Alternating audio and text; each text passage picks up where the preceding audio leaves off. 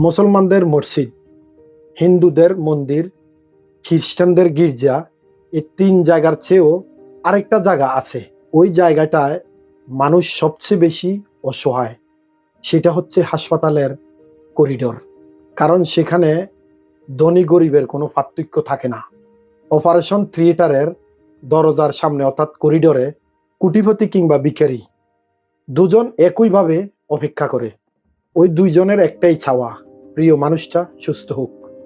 ওখানে বসে সৃষ্টিকর্তাকে বিশ্বাস না করা ব্যক্তিটাও মনে মনে দোয়া করে, আর শক্ত মনের মানুষটাও ওখানে বাচ্চার মতো হাউমাউ করে কাঁদে। অথচ বাহিরে আমরা টাকা পয়সা, পদ পদবি, অহংকার নিয়ে আমরা প্রতিযোগিতা করি প্রতিনিয়ত। কিন্তু এই হাসপাতালের করিডোরে বসে বোঝা যায় একটা নিঃশ্বাস কতটা দামি, জীবন কত নরম। এই দেওয়ালগুলো নীরবে মানুষের যত আহাজারি শোনে, পৃথিবীর কোনো ধর্মস্থানও ততটা মনে হয় শোনে না। হাসপাতালের বেডে মানুষ শুয়ে সবচেয়ে বড় সত্যিটা তখন বোঝে, আসলে সুস্থ থাকাটাই জীবনের মূল সম্পদ।